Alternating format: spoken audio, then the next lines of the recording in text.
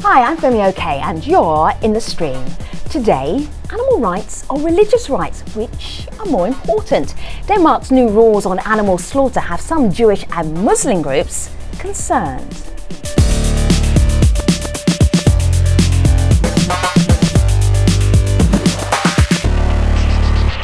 So when it comes to ritual slaughter, our online community, well, they're kind of split 50-50, right? Malika Bilal, digital producer? I think that's a good way to put it. And even though they're split, they also have interesting comments to bring up on each side. Okay. So the two sides pretty much are. Matthew on Twitter says, if a state establishes minimum standards that are more strict than religious ritual slaughter, they should take precedence. That's animal rights. On the other hand, you have Hassan tweeting in, oh, come on, let's be honest. It's got nothing to do with animal rights. It's passive aggressiveness towards religion. We want your thoughts on that, whether they're on either spectrum or in the middle. Tweet us with hashtag AJStream. And to get in on the conversation and to get on our radar, it's really easy. Go to stream.aljazeera.com/story and there you'll find our little record device. You can actually be in the stream as easily as press the record, allow the little widget to record you. You can even do this on your smartphone if your phone is smart enough, and you too can record a message to be in the stream. Hi, I'm Bob Churchill. I work with the International Humanist and Ethical Union and I'm in the stream. Denmark has upset Jewish and Muslim communities around the world by requiring any animal slaughtered in the country to be stunned first. There's been no ritual slaughter though without stunning in Denmark for the past decade. So why the concern? Is this a case of religious insensitivity? With us to talk about it in Copenhagen, Ben Jonas Essebar. He is chairman of Danish Halal, which started a petition to reverse the government's decision. Finn Swartz is president of the Jewish community in Denmark. And in the UK, Zeki Ismail is director of Abraham Natural Produce. That's an organic halal meat supply. Gentlemen, it's great to have you all here in the stream. So if we're going to unpack that idea that ritual slaughter may or may not be cruel, which is really behind the Denmark new legislation, let's start with kosher slaughter. Finn, can you break it down for us? What would happen in a kosher slaughterhouse exactly? Well, to say very honestly, the kosher rules concerning animal welfare doesn't start in the slaughterhouse. The rules, which are 2,500 years old, secure that the animal has a lot of rights and that the animal brought to the slaughterhouse should be without wounds, should be without broken limbs, etc. And therefore, if you have an industrialized agriculture industry, you have to secure that the animals are well enough to be slaughtered. But when they are coming to the slaughterhouse, in Denmark we have used a kind of a machine where we put the cow, we turn the cow, and then we cut the throat of the cow. And it's a process which is very quick and according to all relevant scientific evidence, it is as less painful or as painful as the pre-stunning. Okay, so that's the kosher idea of slaughtering an animal or animals. Zeki, halal. How do halal animals get slaughtered? Hi. There are no Islamic rules were written given to us 1400 years ago on how to slaughter animals, and obviously at the time there were no slaughterhouses. So the rules for what we term as zabiha, halal slaughter, are very specific and they are, like I said, 1400 years old and as humane as it was humanly possible at the time. So what does that mean then, Zeki? What would be the traditional way? So specifically, the person that does the slaughter should be a sane person, should be mentally stable. Okay. An adult. The knife that is used to slaughter the animal should be as sharp as is humanly possible. It should be razor sharp. The animals, when they're slaughtered, they shouldn't be in bunches. Other animals shouldn't witness the slaughter of their comrades. So if you're slaughtering a lamb, you should take it away from the herd. You should take it somewhere where the other lambs can't see them. The lamb should be relaxed. Ideally, if you can, you give it some water to drink. Right. It should be so relaxed it's able to drink water. It's put on its side, generally facing Mecca, and the lamb would not see the blade at all. in any of this at any time, and as quick as you can, you would cut the throat, severing the cortoid arteries, the esophagus, and all the blood vessels that exist in the throat. And it's a process that would take seconds, and that's how the most humane slaughter should be done. Right, that's quite a process, Zeki. We'll come back to you in a moment. Malika. Well, we heard the process from Zeki. We also heard the process for kosher meat. But there is a big question, and you and I were discussing this earlier. You mentioned it in the introduction. And this is spelled out on Facebook by Han, who says, for years, there has been an agreement that the animals are stunned before the ritual slaughter. So this has been going on for quite some time. Ben Yunus, when I first heard this, as someone who tries to eat as clean and as close to the guidelines as I can, I thought, I wish I'd known. Did the people in Denmark know? Is that what the surprise has been about, that they didn't know their animals had been stunned and yet they were certified as halal? No, actually, a big part of Muslims in Denmark haven't eaten meat from Denmark for the last at least 3-4 years.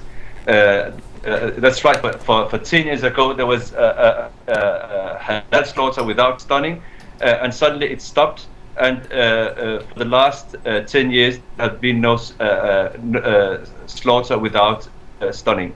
But for the last 4 years, 3-4 years, Danish halal was established because of some problems with the industry, as we say, the slaughtering, where the stunning that was we found out is used is actually killing the animals, and that's why we're working on, and we're trying to. We have been trying to be allowed to slaughter without stunning. Okay, so Finn, here's the issue. As somebody who eats kosher in Denmark, where do you get your meat from? We import the meat, and that's due to the fact that it's only 300-400 families in Denmark eating kosher, and therefore we import all our meat from Ireland, from France, and we used to import it from Poland. So in fact, this abandoning of kosher slaughtering in Denmark has no practical effect. On the other hand, you could say, why try to abandon something which has no practical effect in Denmark? We in other areas of animal welfare, we are very slowly. We react very slowly on other problems. Why react on this minority issue with a so firm and fast reaction from the minister? See, we asked the government of Denmark to be part of this conversation. They did turn us down, but I'm looking at this statement here, and I know it applies also to kosher as well. Everybody in Denmark can purchase meat slaughtered according to Islamic precepts without coming into conflict with their religious beliefs. How comfortable do you feel about that, Ben Yunus? Actually, after it was said, we have reacted to that, and we have written back, and actually made understand that this is a mistake saying that everyone can eat halal, because the fact is 99% of all Muslims here in Denmark, they don't see the pre-stunned meat as halal. So we actually have written back to the ministry, and they have written back to us and apologized for this statement. So it's not something relevant anymore. They are aware of that's not true, and that's what we're trying to make them understand. So Finn, you met up with the Minister of Agriculture. How did that meeting go? First of all, I think it was very relevant that the minister gave us an excuse for the fact that he first met us after the change of the law. And secondly, I think he was giving us an opening, and he has stated in a letter today to both Ben Yunus and to me that if we can come up with evidence which give him reason for re-evaluation of this abandoning of ritual slaughter, then it will be an issue, and he will take it up again. So when you had that meeting, how amenable was it? It sounds like he was very amenable to be persuaded that he needs to kind of walk back on this ban. No, I don't think so. I think that I think, as I said it before, that he wants to drink the free beer, because I think that in all, if you ask people in Denmark, not related to the Jewish community, not related to the Muslim community, they would be for this prohibition.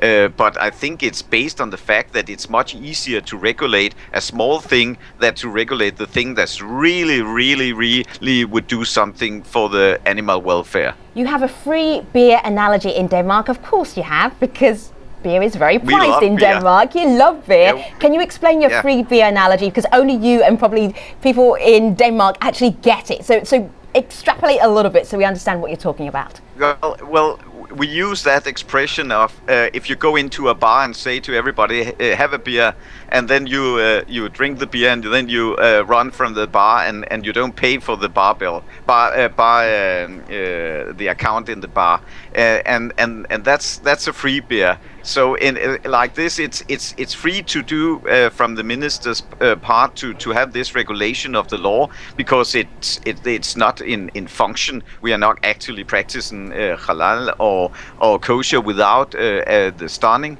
and we are not practicing kosher at all. And then when he has regulated this, he can lean back and say, well, I've done something for the animal welfare, and everybody is happy. But the real issues about industrial agriculture and the things that we know from the Danish production, which really a problem with enormous problems within the animal welfare, and with the whole issue about hunt, etc., he doesn't go into these matters.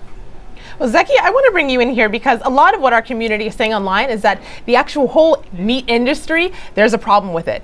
Matthew on Twitter says, since halal and kosher standards are in many ways about ensuring purity and quality, faithful should welcome ways to improve methods. So on the back of that, we have this Facebook comment from Kabir who says, what's happening is that these animals are bred in batteries, they're force-fed vitamins, they're destined for slaughter, and they care about the animals' well-being in such detailed we see through you. And he's specifically talking about Denmark, but tell us what you found so troubling in the industry that led you to start your own. Hi, Malika. Yes, that's correct. There is a big problem with, as Finn said, the industrialization of food. The biggest problem is everything is about making money. A slaughterhouse is put there in order to process as many animals as it can, as quick as it can, and it's making money per kilogram of meat that goes through its floor. So the more it gets through in a day, the more money it will make. There's no animal welfare consideration. When I say that, I'm saying from a philosophical point. You have inspectors in slaughterhouses that will look at the meat, look at animals, see how they're treated, make sure they're not diseased. But if you want to put together a system which prioritizes animal welfare, you have to go on a small scale, which is why we do only organic free-range produce. You cannot do an industrial scale system in a humane way, which prioritizes the best aspect for the animals. Zeki, that get how do you kill your animals? Do you stun them? Yes, animals are currently stunned. All right, so Ben Yunus. Both chickens and lamb. So Ben Yunus, so Zeki calls his animals, the meat that he's produced, as halal, but they're stunned before he slaughters them. What's your take on that? Well, when we speak about the stunning, and we're of course concentrating on the stunning here in Denmark, we see as a whole, we see the stunning procedure itself as cruelty to the animals. We see that when the animals are stunned, that's actually inflicting pain on animals, and we see the clear zabiha, as Brother Zeki mentioned before, as the best and the most humane way of doing things. So we can't see why to add something that is more painful to the basic way of slaughtering, and that's without stunning. But I would like him to just consider, just to ask why use stunning if you can slaughter, especially in the UK, you can slaughter without stunning. Yes, I agree. I agree with you, Ben Yunus. The biggest problem we have is there is a misconception in the country where halal meat is concerned.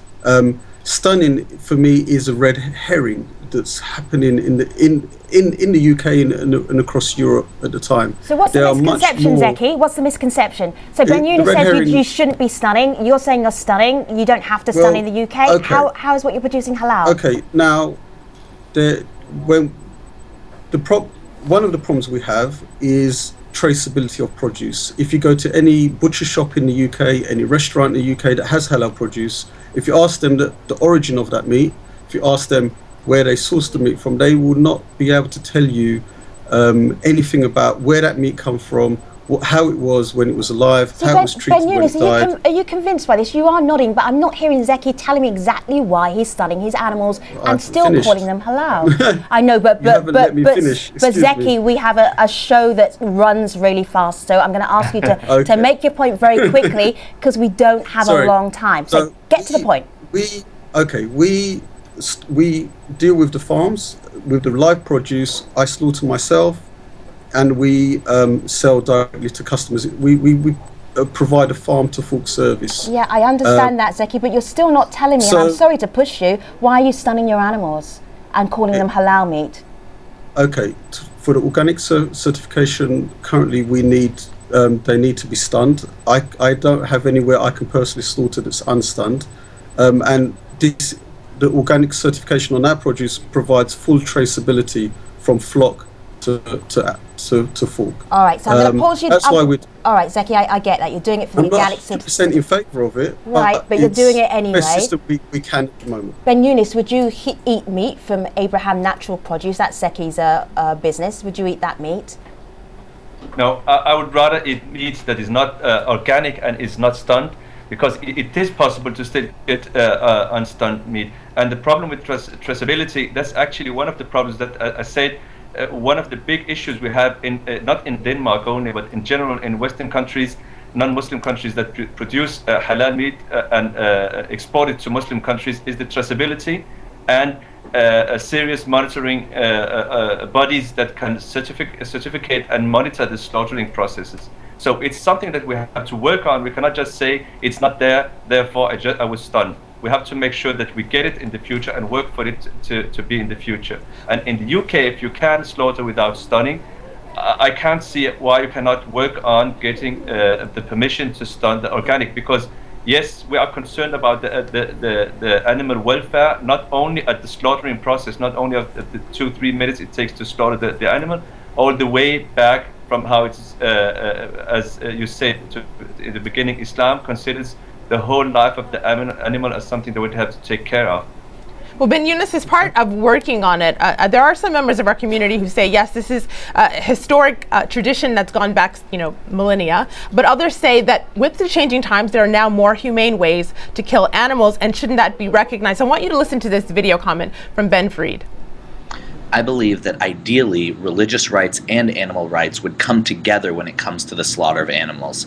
Obviously, this is a very touchy subject, and for years, halal and kosher were actually the most humane methods of slaughtering.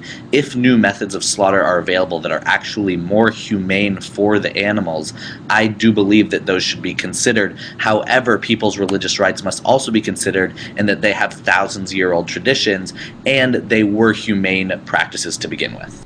So Ben Yunus, definitely a very nuanced comment there, but what do you think of his argument that there are more humane ways, he says, to kill animals?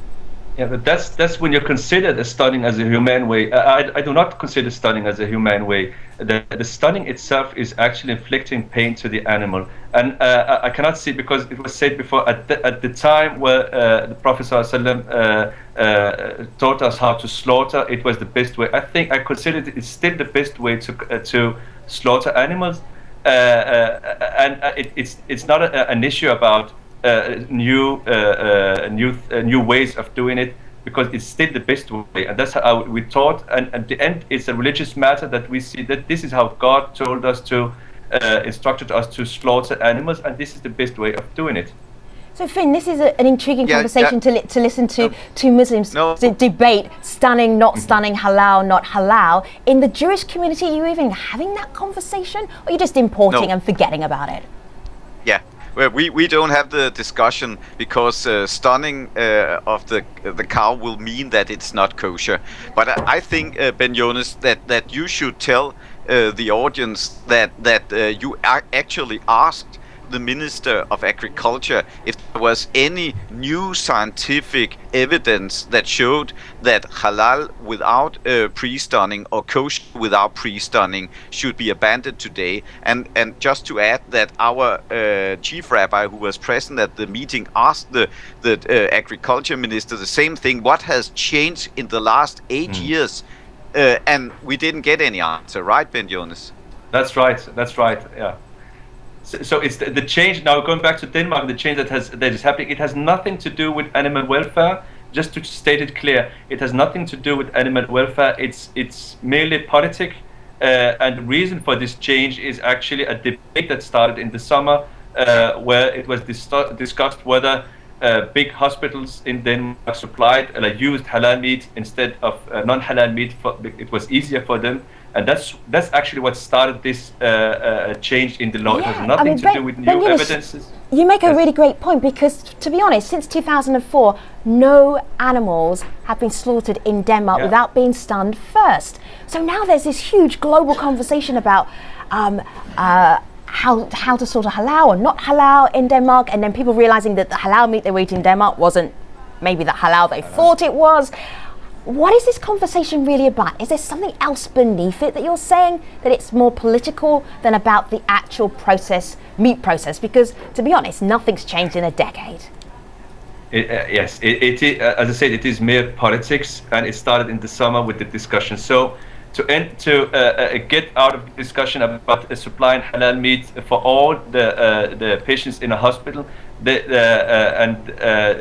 during a couple of weeks of hot debate in the media, the agriculture minister at that time went out and said that she will make sure that no one will slaughter without stunning in Denmark in the future, and that started the work with changing the law. Finn, what's your take on why after 10 years of business as usual, i.e. stunning every single slaughtered animal in Denmark as far as we know and we understand, why this conversation bubbling up now? Well, beside the idea of the free beer, I think that we have to realize that mainly in Scandinavia, religion is not a very good argument for anything. It's a very secular world we are living in. It's a very secular region, and it's I would say nearly a counter argument to say that it's a religious right. And of course I think that Ben Jonas and I and the other present at the meeting would have listened with very big ears if the agriculture minister or some of his colleagues were saying to us, we have this evidence, we have that evidence, we have this change and we have that, and therefore we have to change this. But there was nothing new in this. So then it's back to politics, and then it's much easier to change a thing related to religious minorities, because religion is not that big, is not that great an argument in Denmark. All right, gentlemen, thank you very much for this conversation. Really appreciate your insight. And the online community, where are they leaving us, Malika? I'm going to give you a wrap up, because there are some people who are saying, like Tyler on Facebook, one should obey the laws and respect the traditions of the country you live in. In Denmark, they have a set of laws that should be respected.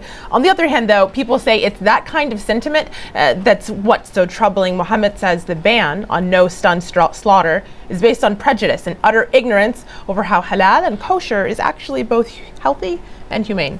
My takeaway from this conversation was that Finn actually brought up beer in a conversation about halal and kosher. Nice one, Ben. Thanks so much for joining us. You can hear more of their conversation and all of our guest conversation at stream.aljazeera.com in the post show. Just time to tell you about our next program though. Why is Australia turning away asylum seekers? We'll discuss the debate over what should be done with thousands of so-called boat people seeking refuge. Another conversation for another day. Stay with us. You'll find us online at stream.aljazeera.com. Thanks for watching.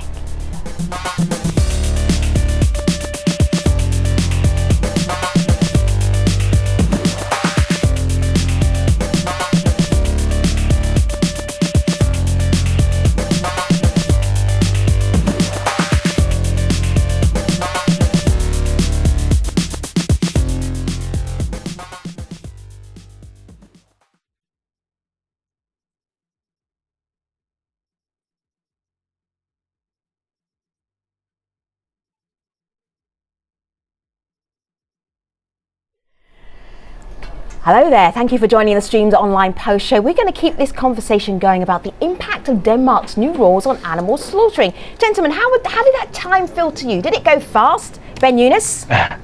Yes, it felt like 10 minutes. Yeah. Zeki, I was mean to you. I was like, Zeki, get to the point. Bromley boy, I know you've got it. Spit it out there. Thanks a lot. Thanks a lot. I know you forgive me. I'm from South London. You know I'm uncouth. And Finn brought up beer in a halal conversation. Isn't that haram? No. You know that it's very important to drink beer. All right, non-alcoholic beer, that is not haram. Okay, so listen, I love listening to our guests talk, and I'm actually just going to give you open mic for a moment because I know there are things that you haven't spoken about. So what do you feel, and I'm literally going to sit back and listen to you because I really want to hear how you bounce back off each other. So let me start, we'll get the conversation started with Finn and then you can chat amongst yourself. Finn, what is it that we didn't address in this conversation that you felt, ooh, if I'd just done this in the main show, what would it be? I think that one of the things that is really something that is hitting me is that our cooperation with Ben Jonas and his guys on this topic, I can see that we have a lot in common in relation to these issues. We will have the same issue within a short time about circumcision, and we will have other issues around that. We have to work together, and I think that staying together and being together and working together and cooperating together, that would be the way to deal with these things in the future. I totally agree, Finn. Sorry, just totally agree, and I feel that we only together, as Finn said, in a society like the Danish, the Scandinavian one, where religion hasn't a big place as it has in the US, as I know. We have to work together to achieve our goals, because the debate is going on circumcision now, as Finn said, and they're planning to ban circumcision for boys in the future here in Denmark. So we have another issue to deal with in the future. So Ben Eunice, speaking of the future, I mean, I want to get straight to basics because Amira tweets in something that I think is pretty interesting. She says, these animals are supposedly raised for human consumption. How can we treat them in such a way that they lived and died in misery? So what are your efforts? What do you think is step one to ensuring that these animals are treated well in life, even before we get to the slaughter process? Well, this is a discussion we have had here among some Muslims in this country. They say we should focus on the life before the slaughtering, and some of them has turned vegetarians. But as long as we cannot get the basic, that's the halal meat as we see it. The next step after that would, of course, be dealing with the process before slaughtering. So as I see it, that's opposite. When we can supply the Muslim community with halal meat and get the right to slaughter as we see it, we should then work on making sure that animal welfare is at the high level as we see it in Islam. Zeki, I know you've got something to say. I left a little pause there. Sure. And I'm leaving a little pause. I'm going to leave a big pause because I know you have stuff to say, and I'm not even going to push it and say it quickly. Fine. Go for it. I think animal welfare is a key when it comes to the food we eat, and the health of the animals and how they're treated. The biggest problem we have is what the consumer is willing to pay for ethical food, and most people will not pay the premium that you would have to put on ethical food when it's produced and grown properly to the way it should be grown. Right. Because ethical food is free range. It lives outside, it sees sun, it scratches for bugs and grubs, it eats grass. Battery raised chickens do not have that. We pay, £3 in the UK for a chicken, or you can buy 3 of them for £6. These are manufactured on an industrial scale, the same way machines are manufactured. There's no rights, there's no ethics involved in bringing up those animals. They live in barns, they never see sunlight, they are grown under lights. So that's a big problem we have. But the consumers are not willing to pay that money. We're now used to eating cheap food, and and it's readily available, so we can spend our money on other things, and whether it's clothes or holidays or cars or whatever it is, and that's what we're used to. So we will not accept going back 50 years to where food took more of our monthly budget out of our pockets. So that's one of the problems we have. All right, so Finn, does that go the same for kosher food? What's the difference between the price of kosher food and if you're just buying non-kosher food? Well, I have to tell you the secret that a chicken from the kosher slaughter imported from UK or Ireland or France is 6 times the price as a chicken bought in a normal supermarket. So we are used to pay a lot for our meat. Wow. Wow, that's stunning. Does that make like chicken night a treat every week, or what? How do you even manage that? No, to say it frankly, if you take the consumption, the cost for food in Denmark per family, it's not that big. So even if it's more expensive to buy kosher meat, there's still a lot of economic to have your travel abroad and a new car, etc. So when Malika and I come over to dinner at your place and we have chicken, we know that you splurged on us. Yes, you're welcome. You're welcome. All right, gentlemen, it's been a pleasure having this conversation with you. Any final thoughts? I'll just go around the table and see the final thoughts you want to leave us with. Your takeaway for the conversation. We started with the pre-show about what you wanted to achieve. Your closing thoughts right now, Ben Eunice. Well, actually, of course, thank you for having me on this show, this program. But what we need to address in the future, and this is actually the biggest issue in the future, is awareness of the consumers, especially the Muslim consumers here in the country. So that's a big issue for us in Danish halal, and something that we want to give a bigger time in the future.